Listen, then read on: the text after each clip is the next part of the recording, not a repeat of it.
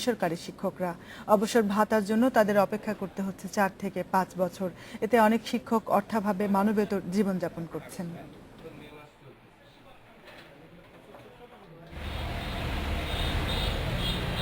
নলসিটি ফাজিল মাদ্রাসার শিক্ষক ইউনুস আলী খান অবসরে গেছেন 2013 সালের ফেব্রুয়ারিতে।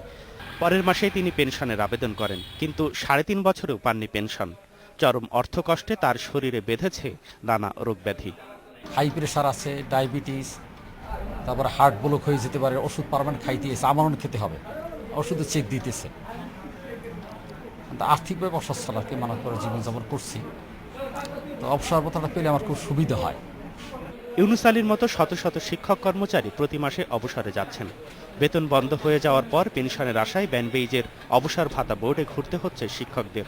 তবে 4-5 বছর পার না হলে কারো সিরিয়াল আসছে না। 2012 সালে জমা দিয়েছি, এরপর তো একাধিকবার আসছে, কিন্তু এখনো পর্যন্ত তো তার কোনো ইয়ে হচ্ছে না। চাকরি নেয়, তারপর তো সমস্যা, বিভিন্ন সাংসারিক বিভিন্ন সমস্যা আছে। তো এই টাকা পাইলে হয়তো কিছুটা আমাদের সংসারে লাভ হইতে। 2005 সাল থেকে শিক্ষকদের বেতনের 4% কেটে চালু করা হয় কল্যাণ তহবিল। একজন শিক্ষক অবসরের পর কল্যাণ তহবিল থেকে জমা টাকার দ্বিগুণ এবং বেতন স্কেল অনুসারে 3 থেকে 12 লাখ টাকা অবসর ভাতা পান। কিন্তু অবসর ভাতা খাতে বন্ধ আছে সরকারি অনুদান। প্রতি মাসে সারা বাংলাদেশ থেকে 4% যে টাকা কাটা হয় তার পরিমাণ আসে 17 কোটি টাকা আসে, কিন্তু সেখানে আমাদের প্রতি মাসে ডিসপাস করতে হয় নিয়ম অনুসারে 36 কোটি। এই 19 কোটি টাকা যদি প্রতি মাসে থাকে, তাহলে এক বছর যদি ওর সাথে যোগ করতে হয় কত টাকাই হয়ে যায়।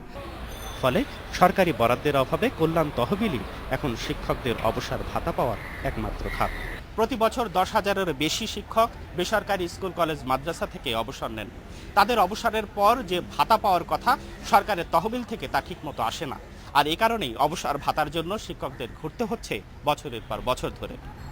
সুজন মেহেদি, ইন্ডিপেন্ডেন্ট নিউজ, ঢাকা।